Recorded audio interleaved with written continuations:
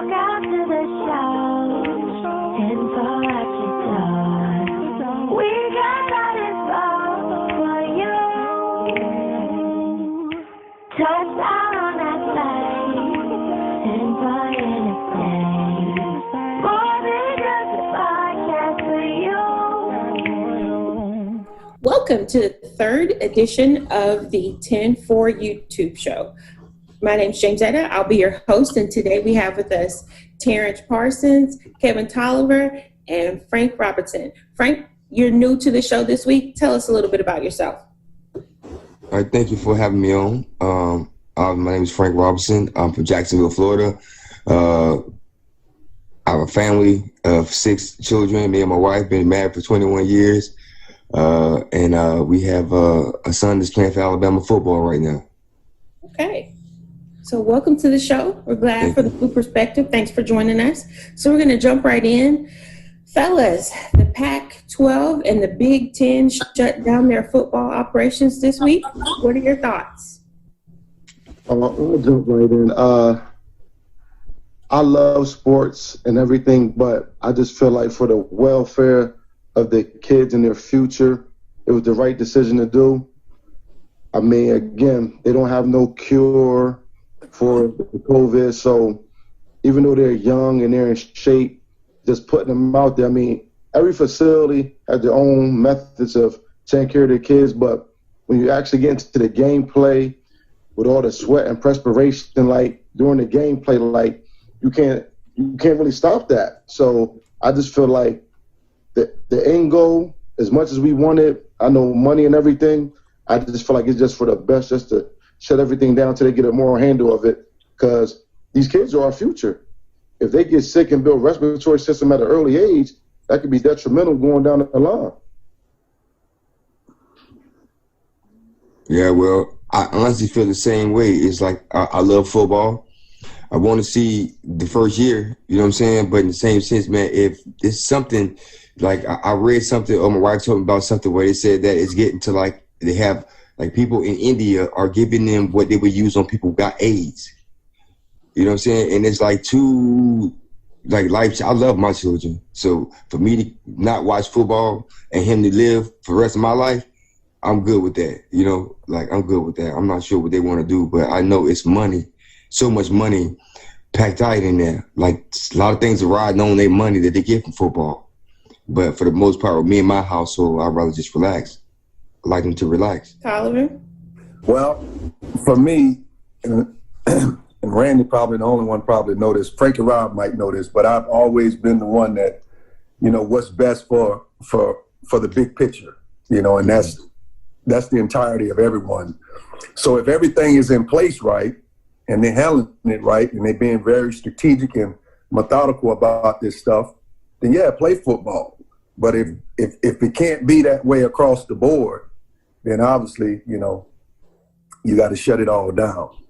Now, my baby boy, I'm kind of glad that they shut it down because I already know what Louisiana is all about, you know, so that gives him another chance to just regroup and get ready and give him time to be that much better. But my oldest, you know, they're in the position where they can handle that stuff financially, you know, and obviously the league is much different than the SEC and ACC. There's no dollar amount that the SEC can match with any NFL team, period. True. So I'm all for it. You know, it's the big picture for me. I think you guys are highlighting something that I wanted to bring out. A lot of people on the outside assume that all the testing is all the same. And what they don't realize is that's what people have been asking for. Uniform testing protocols, regardless of the size of schools. And that's the one thing that we do not have.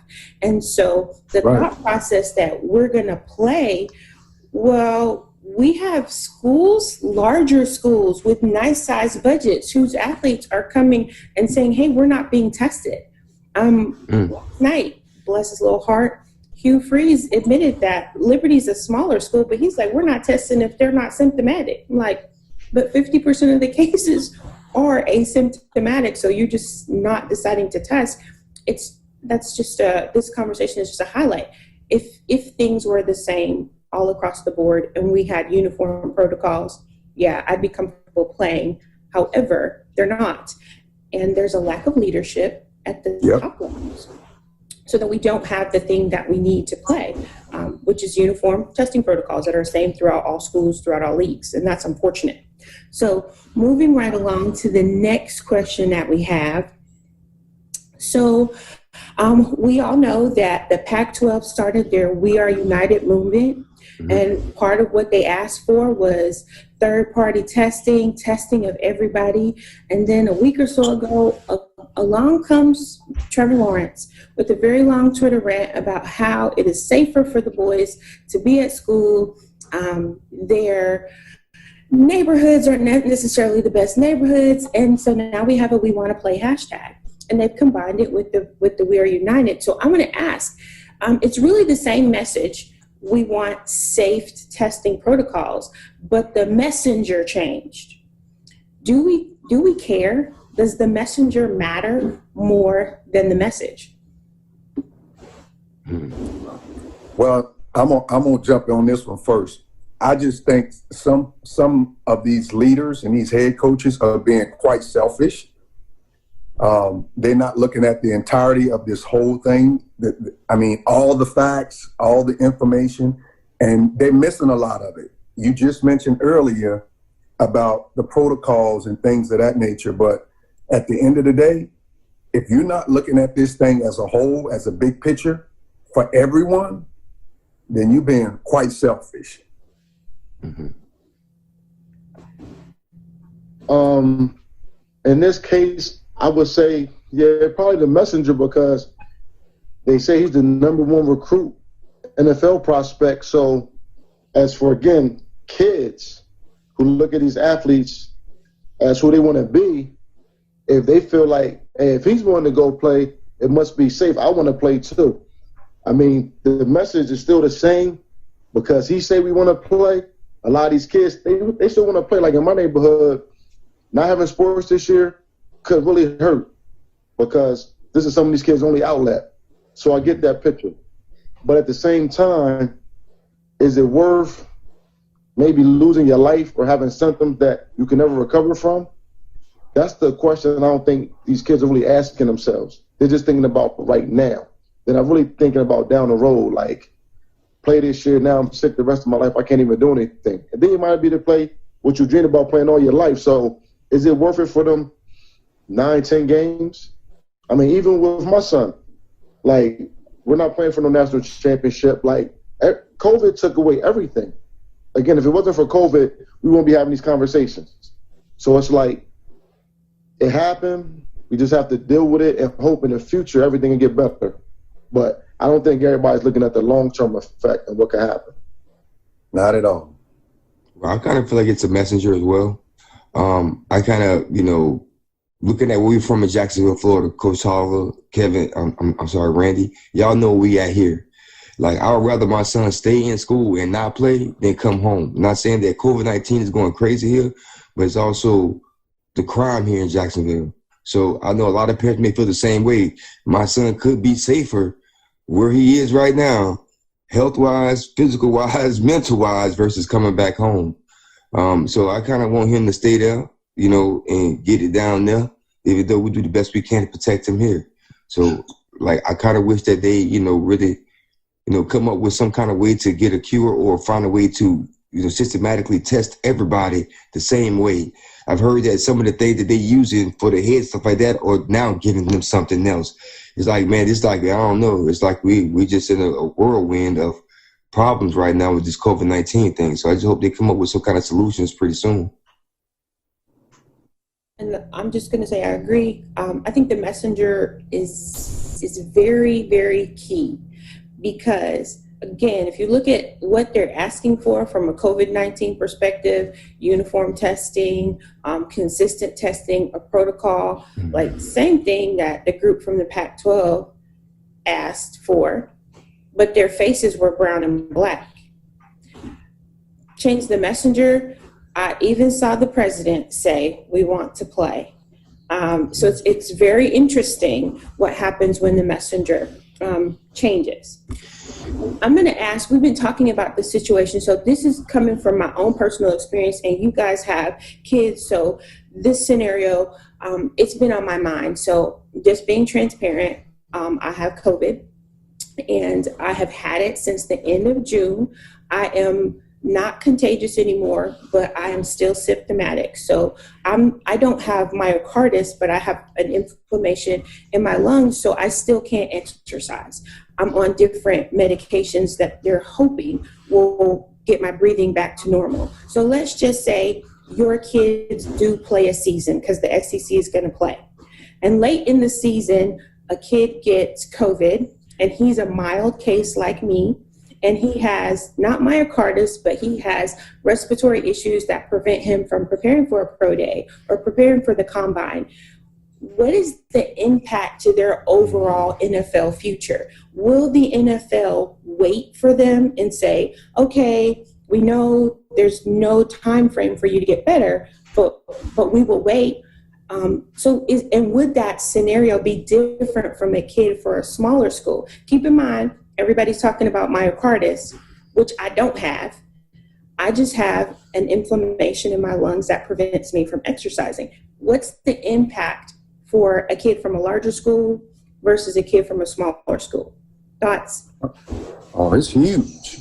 The impact is huge between the two. You know, you don't know what the connections are on a small school, you know, scale, and you know how they're able to pull, you know, the NFL scouts on it to look at their kids. And then when you look at the bigger schools, you know, it's like, it's automatic, you know. But to touch on the part about, you know, the COVID and is the NFL going to wait? In my learnings from the past, in my travels, no, they're not going to wait on you. Nope. They're going to keep it moving. You know why? Because the only thing I've experienced is that the NFL can care less about these colleges in certain degrees and what they do with these kids and how they handle these kids and all these other things. But if a kid get caught up in that situation, I'm going to tell you, them schools ain't going to give a rat's behind about you too much either. And I would hope that they have something in place for those kids if that happens. But the NFL not going to wait for you. I'm going to tell you that right now. Unless that changes because of this COVID-19. But in past time in history, amongst a whole lot of other elements that has happened in the league, coming from college with some of these kids, no, they're not going to wait for you. Next man up. Ooh, okay then. Frankie Robb, you look like you want to say something. Yeah, I do. I kind of wait on Mr. Parsons. I like to, you know, try to soak up everything. But for the most part, no, I don't think they're going to wait on you. I had a brother of mine, NFL, they're not going to wait on you. They're not going to do it. It's a money train. It's a train you got to jump on when we docking. If you miss it, you miss it. If you're going to keep on going, you may have to run up a little bit further down the line to catch on somewhere else, but it's going to keep on moving. And I do believe that, you know, the SEC going to play because it's a lot of, like when it comes to college football, the SEC, and I'll even say, you know, like the one Ohio State is in, that's big money situations there. Like really, really, really big money for a lot of businesses. And they're down here in the South, there's a lot of big money involved in that. So it's almost like they have to play. Like, it's like I'm kind of happy and sad at the same time, but hopefully, like none of those boys looking to go pro right now, they're so close to their dreams. So close to actually all the hard work they've been going through, actually being able to allow their parents to become, you know, something that, you know, they can be happy about. You know what I'm saying? And that is just as scary as it is to make it to the NFL and play pro football. It's as scary as you get into COVID because it's both of them right here. Like it's like right here. It's like if I go left, I may get COVID. If I go right, I may go pro. But I got to go forward. Either way it go, I just got to stay on this path as long as I can to make it. I don't know. It's kind of, I don't know. I feel sorry for them. I really very empathetic for the kids, the boys right now coming up in this time frame. All the kids, really. Like you said, next man up. Ooh, all right, Coach Parsons, hop in there. I mean, yeah, I mean, it's definitely a big difference. Like, if you're from a small school and unless you're like player of the year, yeah, that NFL dream could really get knocked down a little bit. Again, it all depends on where you're ranked. You could be at a big school, but if you're not like in that top 40, 50, yeah, it's going to hurt you. Only way it doesn't hurt you, I feel like if you're a guaranteed first rounder, they may draft you and play it out because of the impact you can have. Or when they draft you at, that all depends. I remember the young man from Notre Dame who broke his leg in the bowl game. The Cowboys took a chance on him and still took him in the second round. And now he's playing lights out. So, again, it all depends on your background, what you could do for the team in the future. But I hear you saying that. All of you are saying that it will impact the bag, that they may not take you where you would have gone before. Definitely. Okay. So in light of this, so we're talking about, not playing the season. So one of the questions that we're looking at is, what about if you didn't play this season and you took this time to rest and to hone your skills? The NBA and basketball, they have different skill sets like dribbling, shooting, passing. Let's talk about taking the opportunity to maybe get your physical body together, and then also do the little things to improve your skill set. What's something that these guys could do, whether they're playing or whether they're not playing, to improve their skill set and their physical attributes during this time? Are we talking about from high school to college or from college to the NFL? Either or. Well, I'll touch on the high school part. I feel like working on your skill set.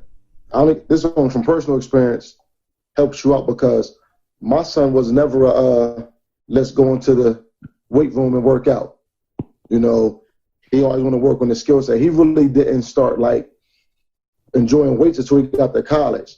I seen some kids, they lift weights heavy through high school. When they get to college, they still lift weights, but it's I'm used to doing this. Well, for my son, I feel the reason why he was able to try to break records because it was new to him, and learning and being a high achiever was great.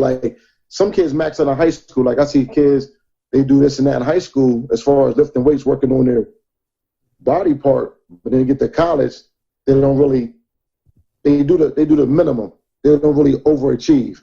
So I guess it all depends on who the kid is and the position they play. Like basketball, I feel like working on your shooting and dribbling may be more important at an earlier stage, but still trying to keep your cardio right. You have to find a 50-50 balance, but in this day and time, unless you got a real good trainer or a person that's been through it, it's kind of hard. So they work on what they think they need to work on to better themselves. And then when they move up, they face something I should have been working on this now. So let's be specific. What skills is your son working on? What skills? Let's try to be specific for the audience so they'll know. What skills are you working on? In high school, playing the defensive end, he worked on his hands, his movement, his speed. So that's what he worked on. So for basketball, I work on conditioning. I feel like when you coaching, you only get maybe a couple hours a day to work with a kid. So a lot of stuff has to be done on their own. And some kids don't really work that much on their own. They only work in the gym. And you can see the difference when a kid that just works when a coach has practice or a kid that works outside of coach's practice, the better their game. That's what I'm saying from my standpoint. Okay. Coach Solomon? Yeah, that's a real good question and some good talk. But, and I've been through it all, from Pop Warner all the way up to the league. So every kid is different. That's number one. And number two, you got to know your kid or you got to know your player. And that's going to determine what you should be working on regardless. And I know with my two boys, they progress differently, totally differently. Kevin was a monster in the weight room. That was his inspiration, and he did extremely well on the field. He worked on his technique all the time. He worked on his position and his eyes. Those were the things that we saw early that he needed to really sharpen, and that came to that. Now, for my other son, he had all of that. So he had to go into what we call a conditioning mode. having a strong work ethic, because he was a kind of laid back kid. So in those transitions like that, whether you're going from youth football to high school, from high school to college and college to the league, you got to know, what you're dealing with. And that's how a lot of kids miss it, because they're not getting that leadership or they're not getting that guidance and what they really need to be doing. And then another thing is being in the right fit, whether it's training, going to a school, it's a fit for a kid. There's a home for everybody. And some processes and some places don't work for every kid. So you got to find that. And I think that's so important, especially with the kids today. Because back when we were coming up, we were just nasty. We just get out in the street, just play ball. We try anything, but these days you got to guide that stuff. I think it's important though. You just got to know who the kid is. Coach got to know who the kid is so that they can progress like they need to. All right, Frankie Rob, before I jump in, you want to jump in? No, you go ahead. I was going to say, we're talking about technique. You guys know how my brain works at this point in time. So I think that what's interesting in the football landscape is that people aren't thinking of breaking it down. So like I know in basketball, you have this guy, his name that I follow, his name is Lethal Shooter. All he does is he works on people with shooting.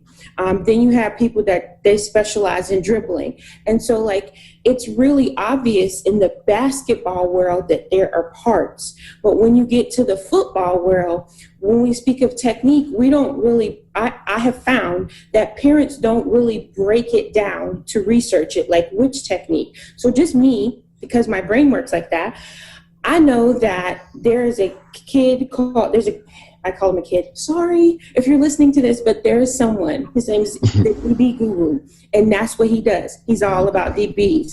Coach Flight is all about linebackers and DB flight skills. That's what you're going to get. There's a guy that I follow called the Footwork King. All he does is footwork.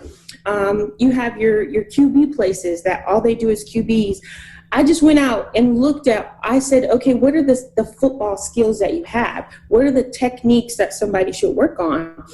You guys talk about movement. Like that's separate from footwork, that's separate from DB work and QB work, but there's a guy, Ross Cooper, who coaches movement. And then you have your speed and explosion things. I think it's interesting that so far the theme is it's based on the child. You need to know what your child needs versus technique versus conditioning. But within technique, I don't know that football parents are taught the different types of technique. And a coach might not actually, say, hey, what we want to work on is hands, or what we want to work on is movement. And you don't know where to go. So I think it's very interesting. I think it's necessary. You definitely want to be aware of, some kids, my kid was never going to be a monster. He just never was. We were lucky that he got to 195, but he played undersized the majority of his career. So I knew very early on that it had to be about technique. It had to be about what little thing could I give him, because typically he would be undersized. But I don't know that parents from a football perspective understand which techniques they should be going after, because physical attributes in football are very easy. We want bigger, stronger, faster. But the little minutiae that make a huge difference in your money, I don't know that we as football parents are taught to look for those things. Correct me if I'm wrong. No, you're absolutely right. And I haven't went through anything but Pop Warner High School, and now my son's in college. But I've also had other people around me that have, like Randy, like with Kevin Tolliver's son. I've seen these people make these transitions into certain things. One thing I see that I've met through everybody I've talked to and saw is that they always consistent in training, meaning learning technique. Everybody want to learn technique. What we all know is not everybody gonna be that fluid at it.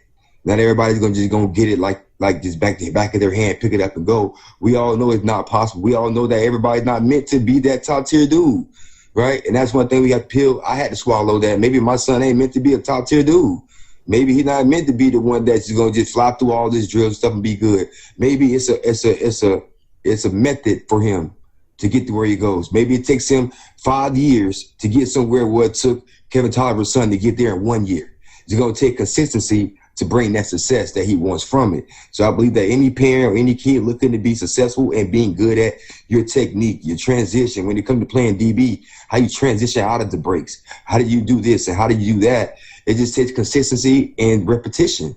And I believe if you're consistent just as much you are anything else in life, it will bring success. So I feel like, parents got to get out there with them, because I wasn't finna get out there with them, but I would be at the practice with them. I would make sure you had training. I find the best training that we had in Jacksonville, Florida, even with Kevin Tolliver, because Coach Tolliver got something going on, my son going to be out there. If the other person got something going on, he's going to be out there. Because you got to find, like you said, you got to find your home, because not everybody coaches the same way, but how we know that he don't need all these guys' input to be something good. So just take advantage of every opportunity you get, and that's what we did, Good. Moving on. Go ahead. I want to add on that, and that's a lot of things the parents don't understand. And some coaches like to keep the kids in their program. It's like they're afraid to let them go out and learn some other stuff. You have to get out there. You got to know who you're competing with. It's good to be great right here in your little area, but now we have to go outside and compete. They don't have the edge now because they're just used to being right here. So when I be trying to tell these parents, take your kid over here to New Jersey. Take them to Ohio to go to these camps. See what's going on. You see the difference from the kids that get out and travel or be around certain top-tier players than the kids that stay home. You can see the difference, and that's big. I just want to add that in there real quick. That's true. That's a good call out. Yeah. Just during all this time of turmoil that we're having, the NCAA as a leadership body has been kind of quiet. So I just want to ask you guys, what does the NCAA actually do? They govern the conferences and the schools. Yeah. That's what they do. Yeah, that's what I was told when Mike was a freshman. We was part of this NFL Prep Academy, and people from the NCAA came and spoke to us, and they was like, basically, all we do is enforce the rules. The conferences make the rules and bylaws, send it to the NCAA, and then the NCAA just, whatever they say, they're just a governing body. Now, that has changed, but when I had talked to them, they say they don't make the rules, they don't make decisions. Every conference submits all their rules and bylaws to them, and they just enforce it. I don't know if it's changed, but that's what I was told. Well, he right. They just govern stuff. But I will tell you this. It's a double-edged sword between the conference and the NCAA. And Randy probably know what I want to say, but I'm not going to say it on here. But we talked about that. Say it, people. We talked about, me and him talked about the visit, when kids, take visits to colleges. And man, that was that was an experience, trust me. So what my man, Mr. Parson, is saying, it is so true, but it's still a double-edged sword. Trust me.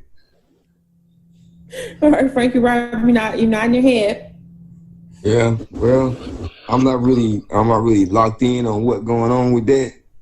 But what I do know is that there's somebody at the top of everything making something, and we all follow suit. That's how I look at it. That's how this world goes. The United States we live in is somebody making things, and we all follow suit. That's how it's going, I believe. I don't know. That's crazy. I think what it's supposed to do and what it actually does is different, because I do agree. If you go out and look at the definition of the NCAA, it's supposed to be the legislative and governing body for collegiate athletes, and it also governs eligibility.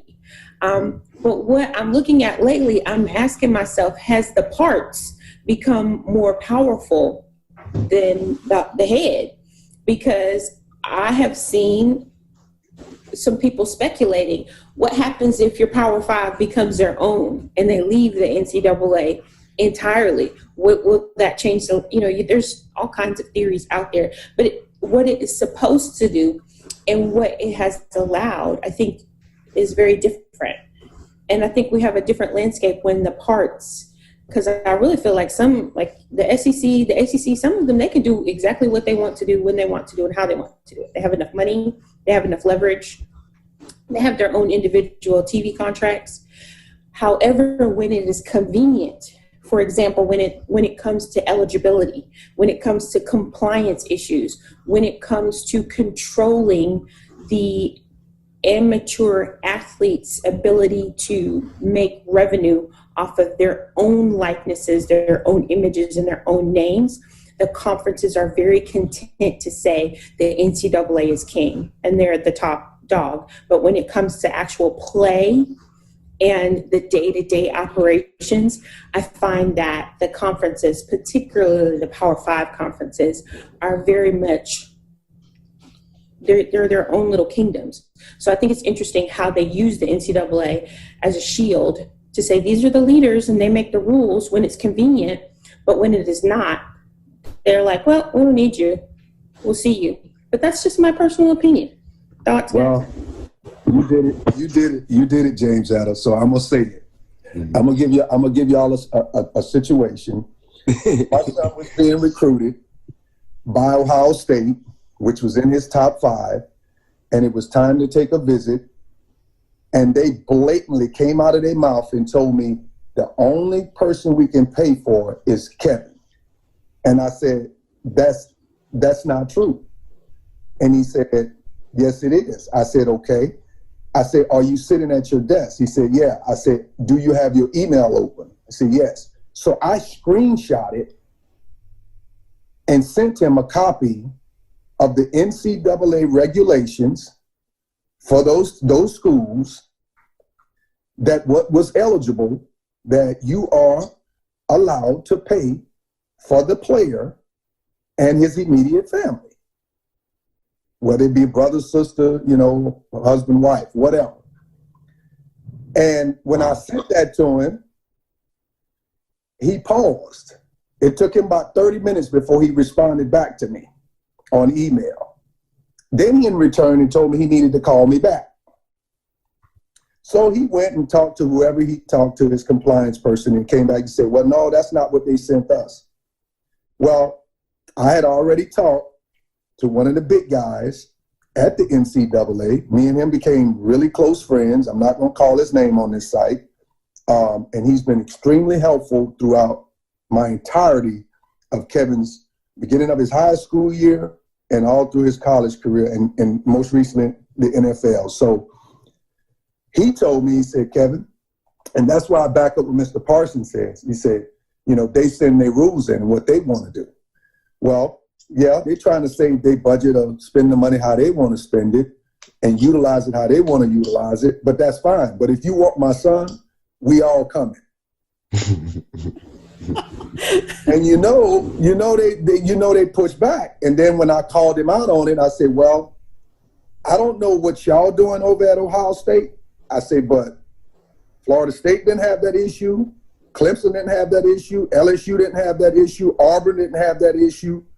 None of these schools had that issue. I said, so I don't understand why you all are so different. And you're telling me all of the stories you've given me that you're one of the biggest college programs that holds so many seats and generates so much career opportunities for kids when they leave. You can't pay for me because his mom wasn't going. So it's like, what's the problem? Come to find out, like Mr. Parsons said, that's something that they wanted, and the NCAA backed it. But my guy at the NCAA told me that. He said, Kevin, they can do it if they want to. Okay. He said it won't get them in any trouble. They protect it. So I called the guy back and told him, I said, listen, I'm going to send Kevin, but I want you to know you just limit your opportunities to even get Kevin to even come to Ohio State because I'm not going to be there. See? And so I ended up having a long conference call with Urban Meyer, trying to get Kevin. I said, Urban, you didn't pay for my trip. So how you going to take care of my son? There you have it. So Kevin never, he came back from the trip and we just kicked him to the curb. We was like, whatever, so that's the deal on that part. Now Randy will tell you that rule has changed now at Ohio State. Not only has the rule changed, Now they're providing funding for the kids when they come. So out of all of that changed within a year. That changed in a year because then Sean Wade had became hot to Ohio State. So at the end of the day, yeah, that's the story on that. See, that's very interesting, but you live and you learn. So last week we started something called the Tweener competition. We're going to continue that. So let's just say you're a high school athlete and you have gone both ways in high school. You could be either you have been a DB and a wide receiver as high school. When you go to college, what would you use to make the decision on which position to play? How would you decide whether or not to play wide receiver or DB in college when you have been playing them both in high school? Well, I would say is like my son did both. Not much wide receiver than he did DB. He actually played like most of the time, like growing up, linebacker and DN. Then he moved to transitioned to a corner. Right. So I really do think that, when it comes to making that decision, you have to go with what your instincts tell you, what's more comfortable for you, because technically this could be what writes your checks in the end of the day. So you got to be really, really comfortable with what you're doing. You got to love what you're doing. As long as you got all those key factors in what you're doing and why you decide to do it, I think you're going to be successful. I think you got to have all the elements. Like my son was like, Dad, should I play wide receiver? I was like, man, I'm not saying you're not. I think he's a better wide receiver than he is a DB. But in the same sense, everything else for DB just fell in your lap. You didn't have to work too much to get it. People looked at you and already thought that's what you were. So I'd rather you go that route, and he went that route, and he's in college right now for it. So I think it comes down to how they say the eye test. Like if you're a big receiver, then I think maybe you should go and play receiver. But corners, that's an elite skill set. So if you're playing both in high school, you got both sides of the ball now. Like receivers, what they like to do, how to play if they up a bump and run, if they're physical, like you get to play both sides. So some people are okay at receiver, but physical as corner. So now it comes down, what are you more physical at? Being a wide receiver, getting open, or shutting down that wide receiver? Only that player knows what they're more hungry for and why they're going to play it. Like I always tell the kids now, when you're playing something, develop a why. Why are you doing it? If you could answer that question for yourself, I think you become a much better player. Because my son had to ask himself that question, and it changed him. Because in high school, again, if you're just big and fast, you're going to be dominant. But when you get to the next level, everybody's big and can be dominant. What's going to make you more dominant? What's the why factor? What's your end goal? What are you trying to do beyond college? Is it to the NFL, NBA, or is it to get that degree, start a business? That why factor is big. And if the kids start asking themselves that and develop a strong why, I think they're going to be more successful. Because if you're just playing for your parents or I'm going to get a new outfit, then it's not worth it. That's why I ask my kids, why are you playing? Because if I'm playing to go to school and you're playing because you're getting money from your family, we're not on the same page. I'm trying to go to school, so I need you to get on the same page with me during these games to help me get to where I'm going. And that's everybody, because you got to get everybody in tune, because if everybody's not in tune, it's going to fall apart. I'm laughing because my son played corner and he played wide receiver in high school. And when he was recruited, some colleges recruited him for corner, some wanted him to play wide receiver. But where we went, Air Force, he had the opportunity. I was excited because they're like, oh, he may have the opportunity to play both. And I love defense. Like I was like, yes, he's going to be a corner. This is going to be awesome. He's got the hands of a wide receiver. He understands how a wide receiver functions. He is just fabulous. Well, he didn't play corner. He made the decision to play wide receiver, and for him, it was a really good decision because, to your point, Terrence, he used the things that he knew as a wide receiver. He used the things that he knew as a DB to help him be a better wide receiver. He knew, like, okay, this is the back pedal. This is what they're going. This is how they'll try to jump my route. This is ways that they might try to use their hands. Now, it worked out for him. I mean, it really did work out. He was really good at what he was. They, used him as a lot of different things in college. But I really thought personally that his skill set was such that he would make a better DB. It just ended up, they wanted him. They said the team needs a wide receiver. And that's where he was, and that's where he played. And he just said, I want to play where the team needs me, and I like what I'm doing. So it was different for me to actually just acclimate and say, okay, we're not going to play defense anymore. Hey, listen, one thing I remember, though, when Sean Wade was, he was coming up under Kevin them at Trinity, and Ross and Gus and me, we were talking, and I was like, S8, man, that Sean Wade kid, I said, he an athlete. I said, he's smart. He could just about play anything. So his dad was so against him playing DB. And yes, I'm going to tell a story, Randy. His dad was so against it. He thought Sean was something else, and this, that, and the other. I was like, yeah, he can play it, but we see something different. He was a ball hawk. That was number one. He had good hands. That was number two. He was fluent. That was number three. And he had great instincts. That was number four. So we saw all of this stuff early as a freshman in high school with this kid, but his dad was against the DB thing. Oh man, it took us probably a whole year to change 2 years to change his mind, man. Coach them just ignored him and just did it. And the kid ended up being one of the best DBs coming out of Trinity.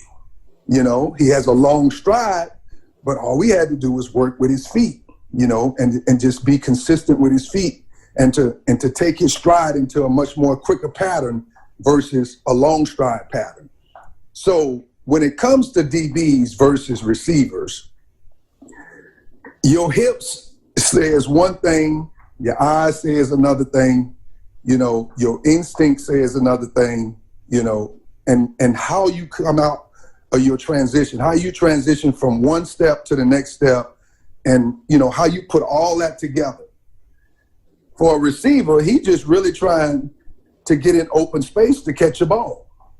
It's much harder 5 to 10 times being a DB versus a wide receiver.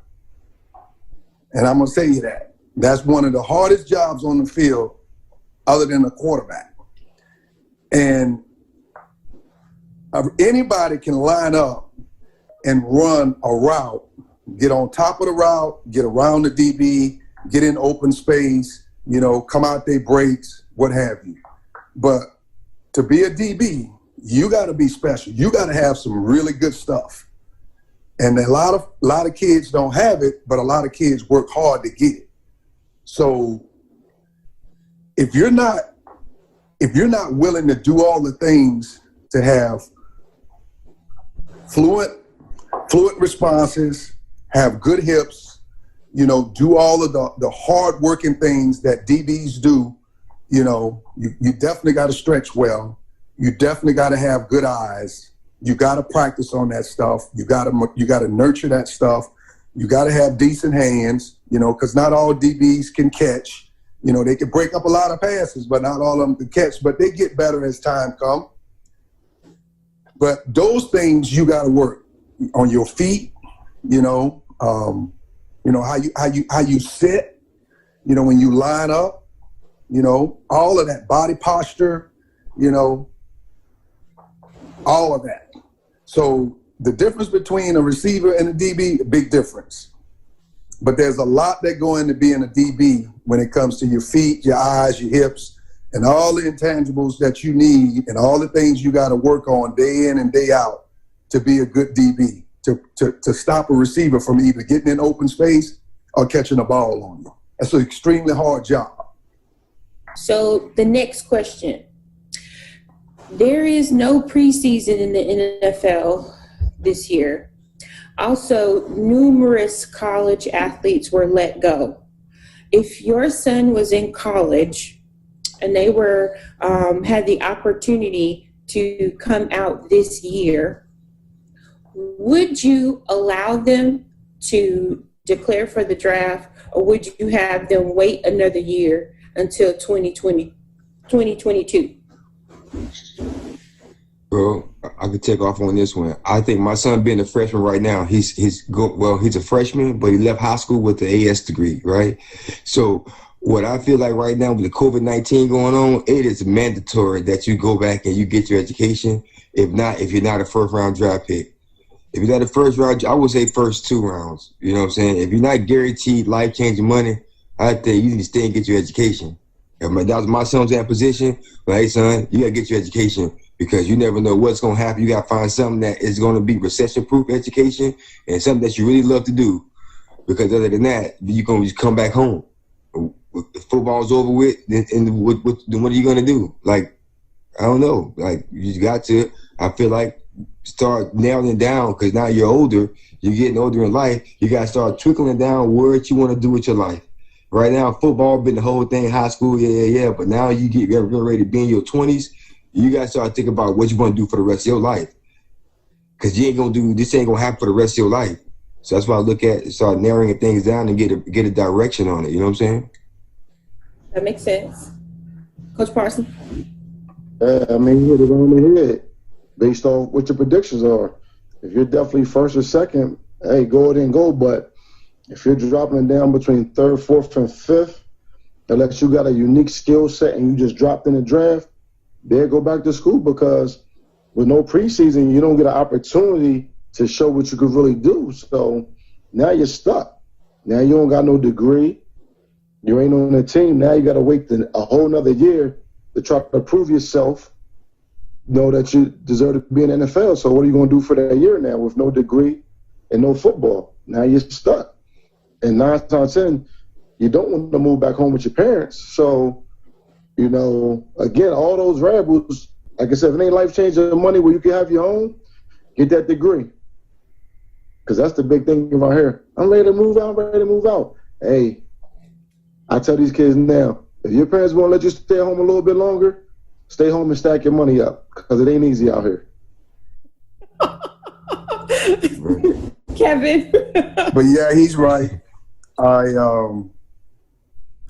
went through this whole transition with my oldest boy, and I said, Kevin, you need to understand the ramifications, whether you stay or you go.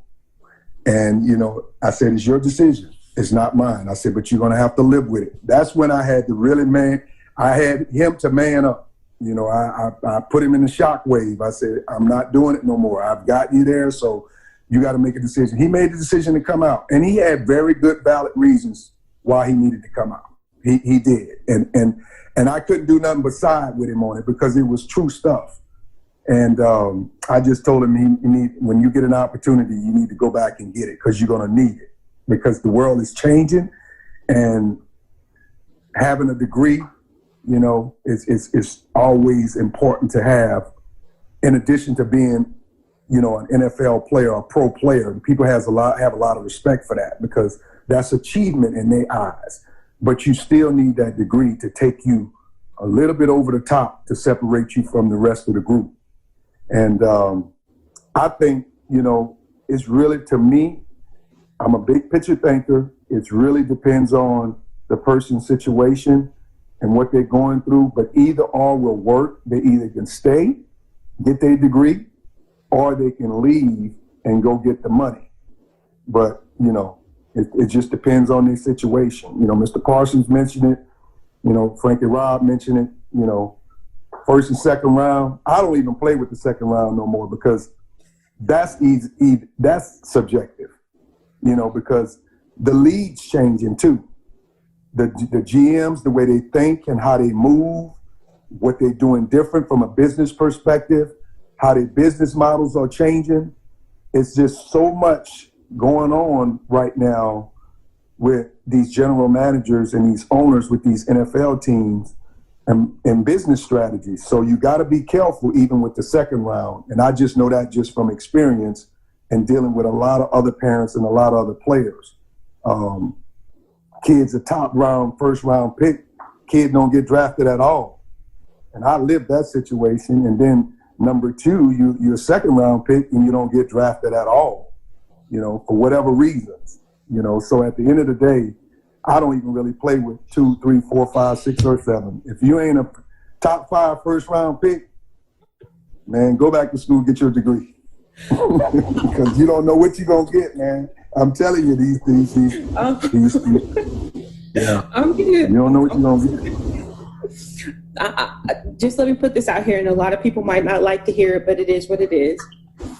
We have asked, if you're a parent who has a kid that's playing right now, you have asked your child to make a business decision, and then you just treated it like a hobby. This year, for everybody that bitches about, oh, the big schools, they get all the attention. Guess what this year is about? Parity. Everybody has the same asterisk. Everybody, big schools, smaller schools. And I am noticing that parents have not treated this business like a business. So you knew going in that your child had to spend at least 3 years in college. You did not implement a 3-year plan. You allowed the academic advisor at the university to set your child's schedule. They're always going to do what's best for their business. You didn't run your business like a business. Your child does not have outside insurance that is independent of you and independent of the school. Your child probably doesn't have life insurance either. So again, you as a parent, when you look for a job, you talk about benefits. Your kid's a business. You're not even treating your business like a business. You're treating it like a hobby, or you're expecting the school to treat the kid's business better than you. This is a great opportunity for people to get the finishing parts of a degree. Also, rest. It wasn't until my child had the opportunity to rest. So like my kid graduated from a service academy under the old rules, so he has to serve 2 years before he can do his pro day. So this year will be the first opportunity for him to do a pro day because he's got his 2 years. The ability to rest your body, the ability to focus and train, you got that right now. Half of these parents, I guarantee you, they don't understand the sheer blessing and the opportunity for your kid to rest. You also don't control your kid's content. You have no film of your own. You've left that up to the school. You have no intimate moments of your own. Like you have nothing that you haven't created your own relationships. You haven't networked. You haven't looked at the people that are in your kid's space and made a friend. I promise they've seen a scout and not talked to them. You don't got to come to them as a scout. Just make a friend. And so for me, this is a fabulous year of parity if you have treated your business like a business. The problem is the majority of parents have entered a business and treated it like a hobby, and now they're left wondering, what do I do? Well, it's real clear what you do. You finish your degree, you rest and train, you prepare, and you leverage your relationships. Unfortunately, I'm going to say that 99.9% of collegiate parents right now can do none of those because they have not treated their business like a business. I agree. Yes. So moving right along, next question. If you were a top 300 recruit, what would affect your decision more? The way that your potential college coach handled the Black Lives Matter movement, or the way that your potential college is handling COVID-19? Which situation matters most? Well, I feel like the Black Lives Matter movement been going on before COVID was even thought of. Like what I mean by that is black people has always been in the situation we're in right now. This not Black Lives Movement ain't started now. It's called civil rights initially, right? So it's been going on for decades, for centuries. It's been going on forever. As far as blacks and whites have been different, it's been going on for that long. Like it wouldn't be no Malcolm X and Martin King if it wasn't for Black Lives Matters, right? Well, that's how I look at it. So it's always been this way. So if you want to make it a thought process of how the team treat COVID or this, well, both of those things are, I feel like both of those are something that can affect your life, right? So the way you treat COVID-19 can affect your life, and the way they treat us as people can affect our lives. So I feel like you got to feel like what's more important to you at the time. Right now, you're around more people. So I believe that, COVID-19 could be your issue. Or if we always, like we in Florida, right down here in the South, man, you got to worry about police killing. You got to worry about the police officers actually shooting us for real. Like it happens really a lot down here. So, I feel like you could pick your poison right there. You can focus on either one. Both are important, but you got to focus on what you feel like is more tangible to touch you. I don't know. Tyler? He's right. I guess I just lean on this so hard with the powers that be and the leaders, in position to make a difference and change it. And you always hear them talking. And then when you get challenged with such a pandemic like COVID, and you running around here like you don't know what to do. Well, yeah, we know it's killing people. We know it's killed people. We know the stuff is nothing to play with. But you take everything so serious about, whatever these cops do, so not all of them, but some of them, and how you come up with all these other laws and do all these other things. But if you care that much about your country and your people in it, then make some moves. We got to abide by them. It's only for the benefit, the safety of us, but doesn't seem that way. It seems like a double-edged sword to me, seems like to me it's something that just planted out here to get rid of some of us. I don't know.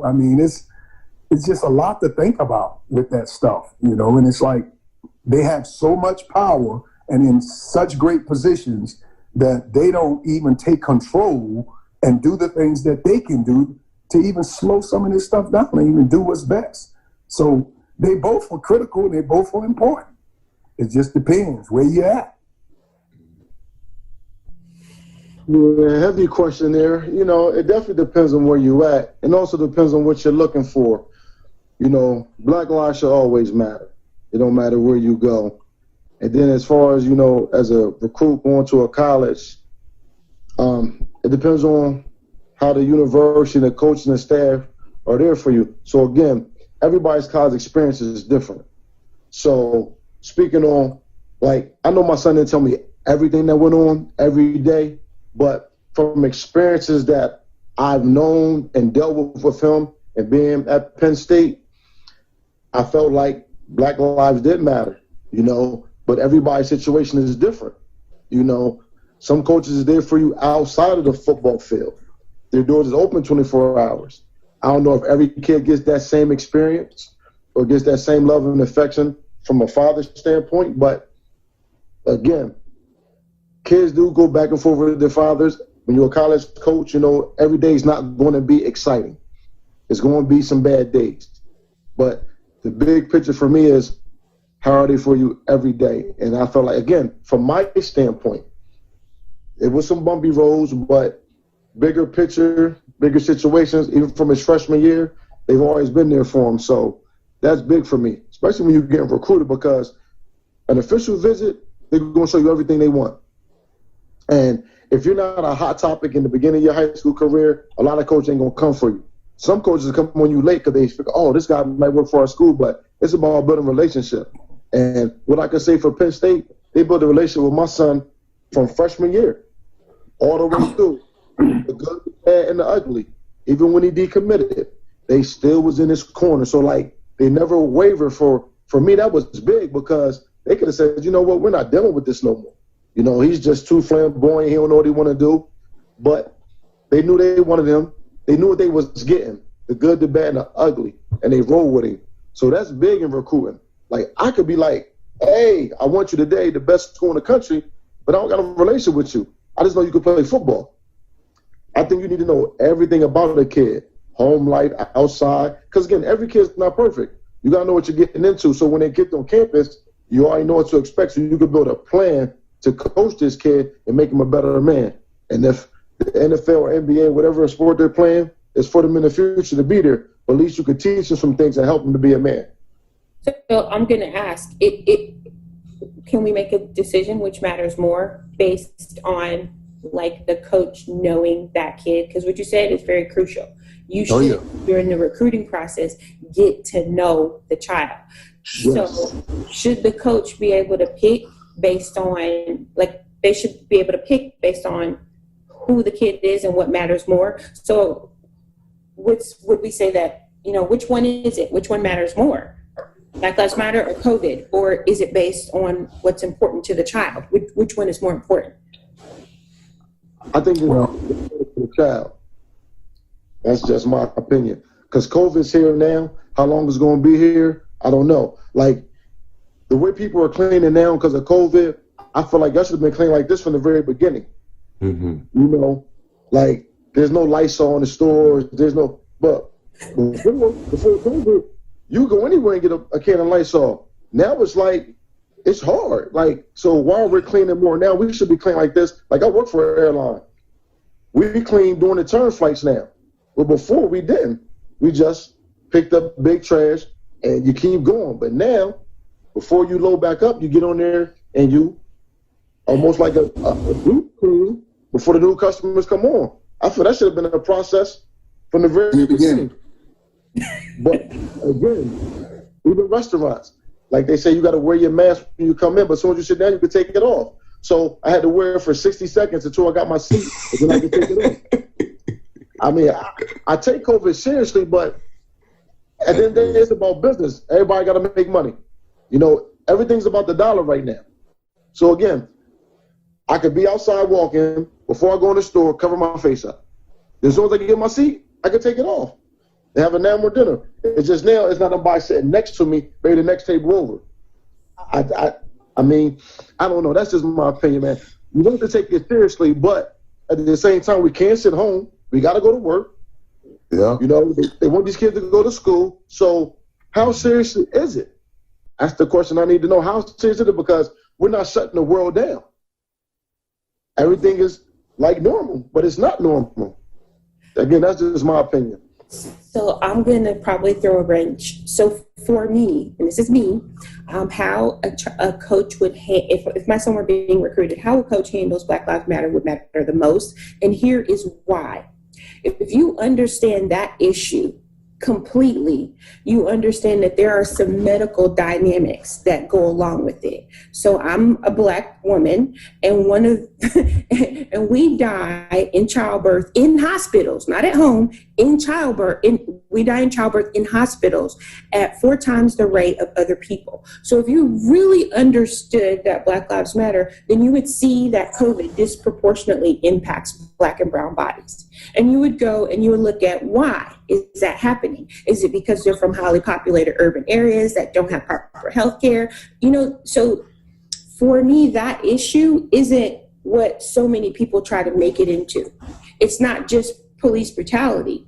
It's about understanding the totality of the Black experience. And if you as a coach take time to understand the totality of the Black experience, that means that my son can come to you and say, I don't feel comfortable playing under these conditions in the pandemic, and here's why. One of the things that athletes who are taking to social media are saying is that I have tried to go to my coach, they didn't listen. You don't listen because you don't understand the totality of the Black experience. You haven't actually really bought into the thought that Black Lives Matter. Because if you did, my child would treat you like the father you said you were when you sat in my living room. You would have cultivated some empathy and open line of communication. And so for me, you have to do you have to understand the totality of Black Lives Matter and what that means, so that you can respond appropriately to COVID, or there's going to be another medical issue. Maybe it's not COVID. Maybe your kid gets a rare heart condition that nobody knew that they had, or maybe we've seen athletes develop cancer.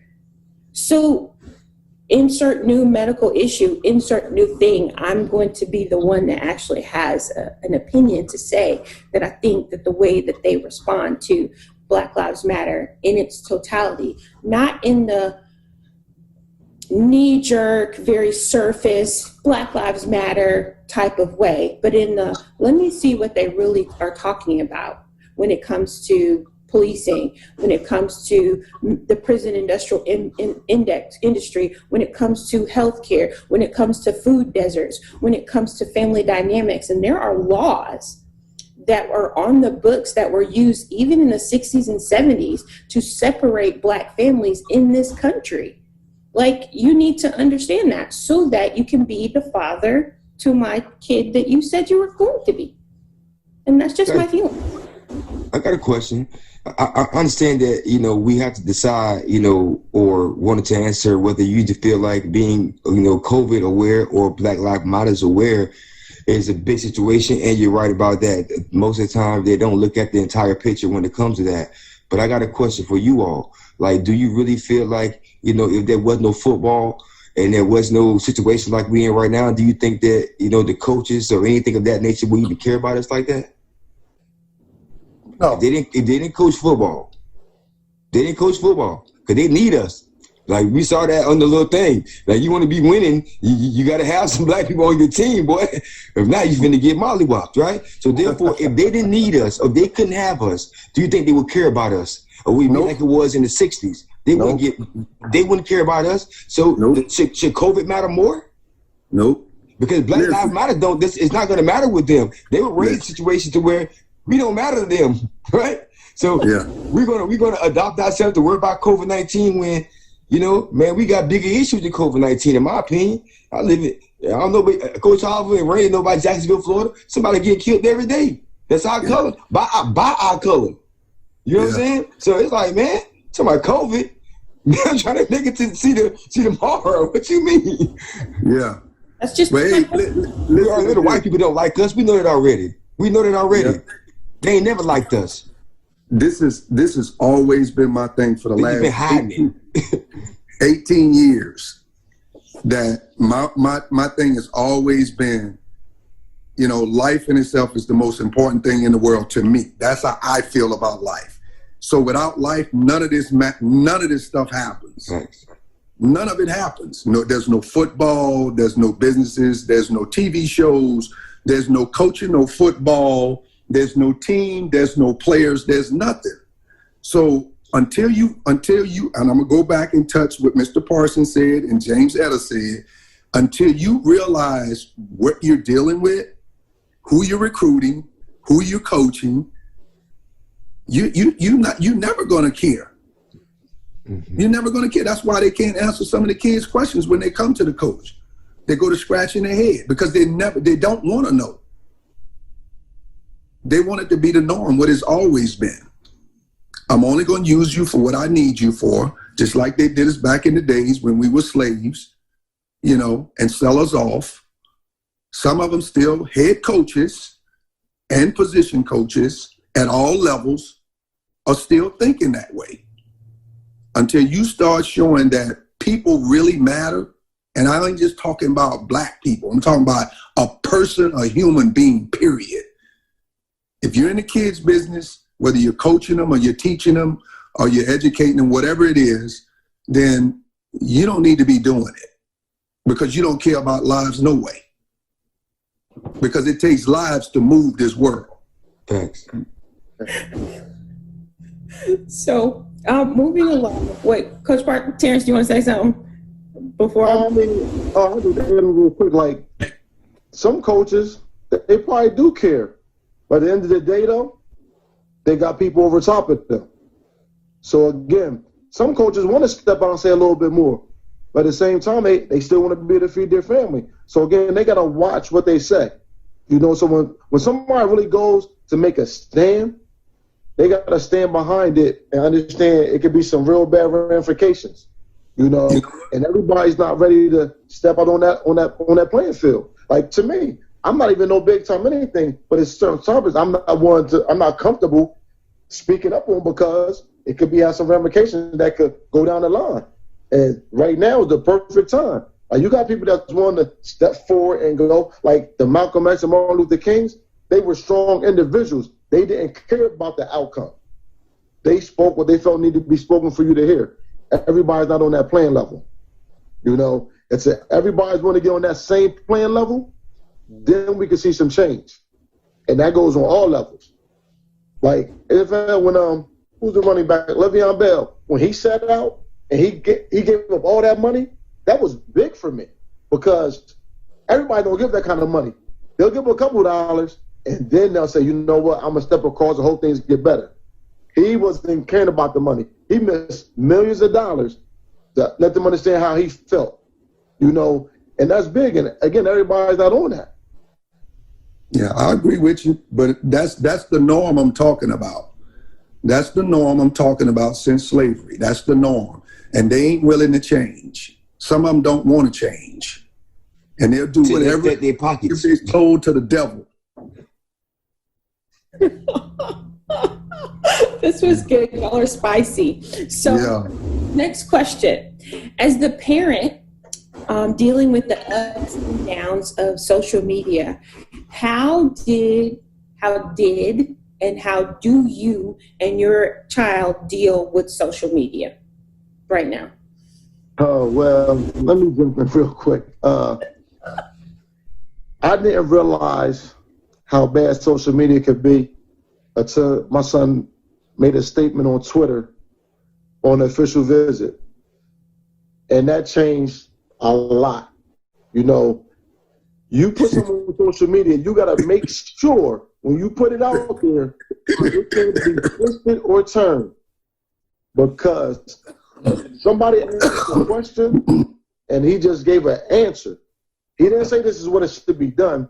He just said an answer to a question. And man, the social media powers to be twisted and turned it, and it changed its whole direction. And I always say everything happens for a reason. I'm glad he answered it. I'm glad everything came out happened, because if it didn't, where he's at right now, I don't think it would be. You see what I'm saying? Ooh. So social media can change the whole trajectory of a recruiting. Social media can really bring you up and it can tear you down. So, to these kids out here, I mean, I know they don't get it. They having fun with it, but they really, really got to watch what they say and what they post, because it could be detrimental to them. And they don't even realize it till it's too late.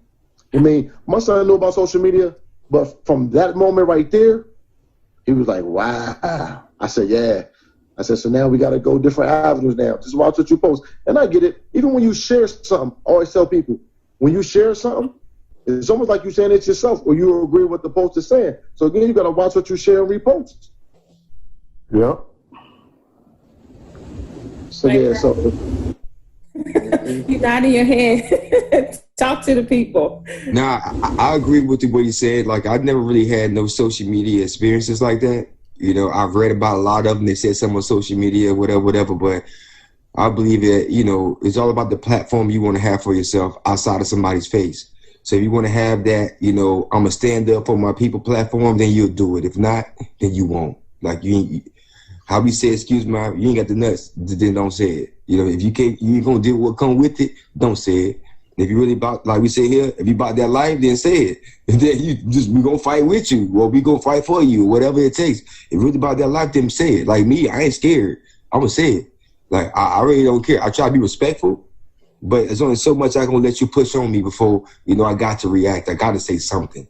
Like, it got to happen. Now, I really don't care who you are, what you do. I'm gonna do something. You know what I'm saying? I'm sorry. I'm just going to jump in here. And so my son loved to tweet song lyrics. I don't know if y'all listened to what they've listened to lately, but it was very quickly brought to my attention. Like, I follow him on all of his socials so I can see what he's putting out there. So he's a freshman. He's a sophomore in high school. You know, he likes his Chief Keef and his Lil Uzi and all his people. And I'm like, sir, you cannot just tweet song lyrics like that. First of all, people don't know that those are song lyrics. They believe that those are your words and your thoughts. And he was like, Ma, everybody knows who this artist is. I'm like, no, trust me, everybody doesn't know who Chief Keef is. And that was one of his favorites. Like, we really had to have the branding discussion early. You are a personal brand. You have to function like a business. You cannot put everything out there. Some of the things they say about women, some of the things they say about drugs and alcohol and parties, you might think those are funny lyrics, but somebody somewhere is taking that very seriously. And I remember when he did go to college, he's a Miami Dolphins fan, and they're forever having some kind of quarterback issue. And he tweeted something about the quarterback. And I knew it wasn't his personal quarterback, but we had to you got to take that down, because the world could think that you're talking about your teammate. Well, I know that you're mad at the Miami Dolphins quarterback because he didn't complete the pass, because I'm watching the game with you, but they don't. So it's very, very, it's hard sometimes. And I have to be honest, it was a team effort to make sure that his social media was actually scrubbed. My girls watched, I watched, because some of the things he just really didn't think. I mean, and that's normal. They're young, they don't think. Or they think everybody listens to what they listen to. Everybody watches the same movies that they watch. Drives me out of my mind. Even to this day, he'll tweet random song lyrics or movie lines. You can't do that. I don't think they understand the power of social media, or just not having it, because sometimes I remember that he fumbled once, and it was the game, it cost the game. And the number of people that start piling on in social media, sometimes you have to say, we're not going to have it. We're just going to take it off your phone. We're not even going to look at it, because it can be very toxic. That's been my experience. Yeah, you definitely have to be careful with it. I didn't have a lot of bad experiences with Kevin with it. I only had a few little episodes through high school, but one I do remember, but it turned out to be a positive situation. And I'll never forget, we were having a bit of a struggle with a new process at Trinity, which opened the gates in a good way, not only for the school, but for the community and for a lot of students there. And we took a trip to New Orleans. He was going on a visit to LSU, and we had taken Sweets with us from First Coast High School. He's an offensive tackle. He's with the 49ers right now. William Sweets is his name. And so we're down there, and we hook up with a couple of, top recruits from Louisiana, a receiver and a running back, Leonard Fournette and Tyron Johnson. And so all of us together, and we ended up at this high school, Warren Easton. And so him and William Sweet, the coach, bring him over there, and they tried on the jersey. Now, at that time, we were going through some stuff with Trinity so that Kevin can, he can leave early and go and start early. And we were trying to work through that stuff, and I told my son, hey, man, we got to lay low. Don't do nothing foolish. Him and Williams puts on the jersey, tweets it, and the whole world goes crazy. Oh, they transferred to New Orleans. They go and play for Warren Easton. I got the coaches from Trinity calling me, man, what's going on, man? What's leaving? Man, I say, Kevin, did I tell you don't tweet that stuff? But it ended up being, a positive situation where, Trinity finally honored it, and opened up the gates for a lot of players, to leave, school early and go and start college early, because they were on a certain little process. And, but it's just amazing how when he tweets something, it just get blowed up, And I mean, it took me a week to clean that up. So last question. So high school coaches, the national salary, the average salary for a high school football coach is $44,000. Are they overpaid or are they underpaid, and why? I think they paid, some of them. I ain't gonna say all. Some of them are paid fairly, and some of them are overpaid based off of what they bring to the table. I'm just speaking of their performance because I know some of them. And then some of them are underpaid because they produce a whole lot more. They do a whole lot more for the kids. You know, that's my opinion on it. Well, based off Pennsylvania, I'm going to say overpaid because that's not the national average that I've seen in Pennsylvania.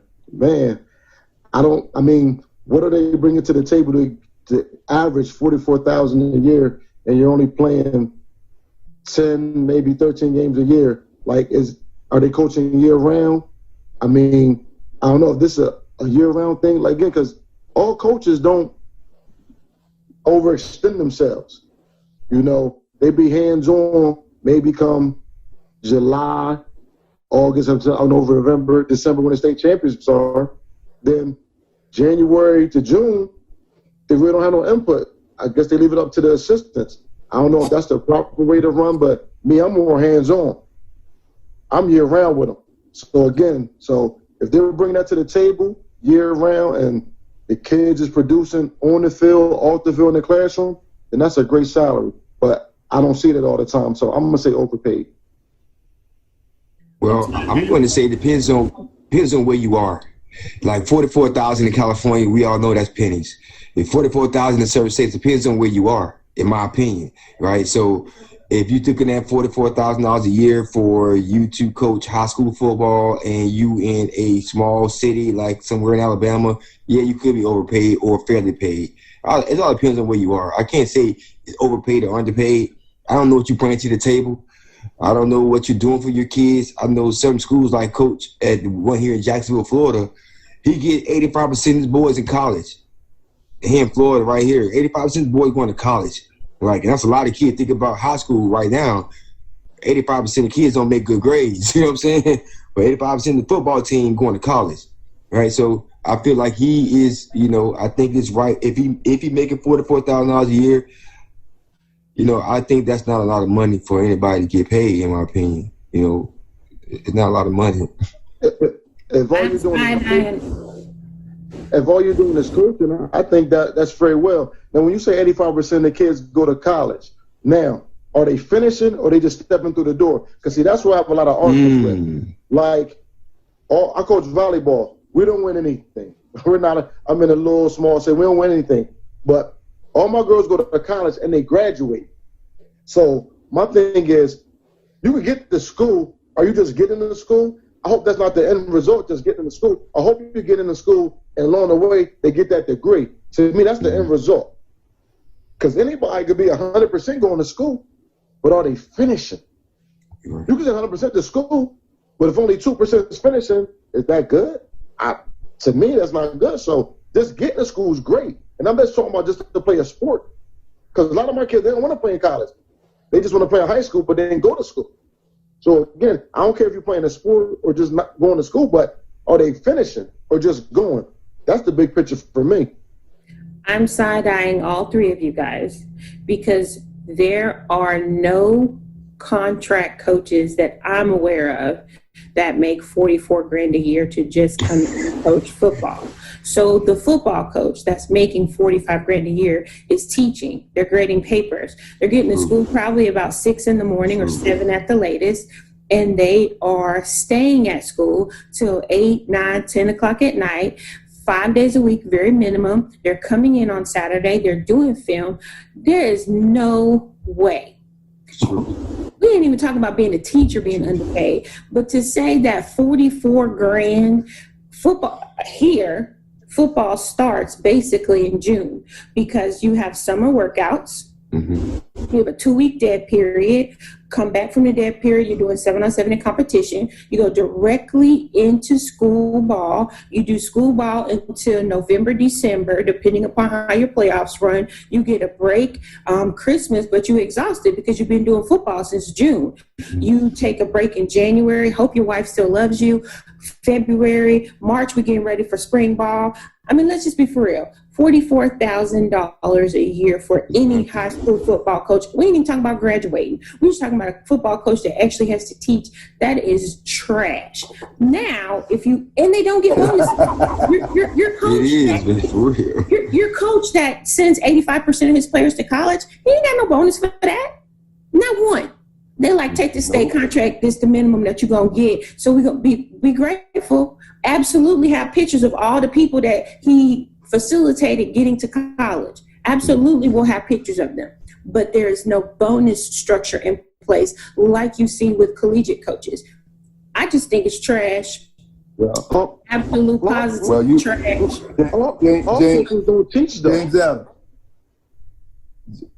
What? James Allen. What? I agree with you. Yes, they are underpaid when you say it that way. But I will tell you, them private schools, they getting them a bonus. Hey, that I'm aware of. Hey, my kids graduated from private school, so but different. They're actually allowed to negotiate for contracts as well. They get to actually have some input. So that's a whole separate, different discussion.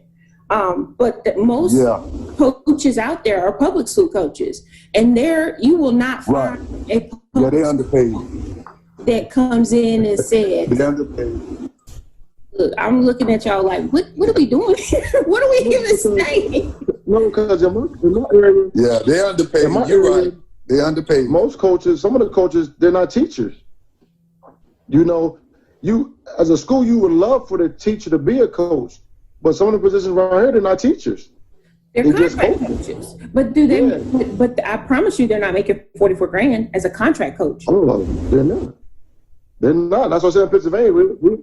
So James, let me ask you this. So that average that's out there, that we talking about. We're talking about head coaches, right? Yeah. Okay. Right. So most head coaches I know, they all teach something, whether it's weightlifting, whether it's gym, PE, they teaching something so that they can get the max. I know in Florida, paid. The rest of the coaches just on a contract where you get a couple of grand a year to coach for 10 months out of the season because you got spring, summer, and then the fall.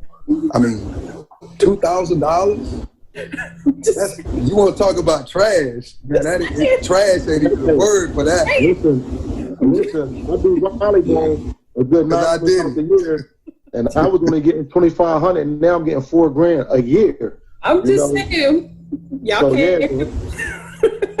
That's why I was side-eyeing y'all, because I'm like, how can they be overpaid? I don't understand. But it's so nice. So closing out, I want to thank you guys just for another great show.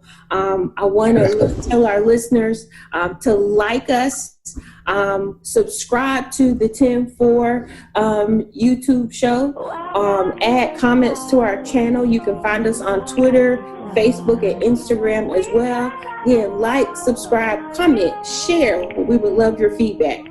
Thank you guys for a great show. Thank you for having us on. I appreciate it.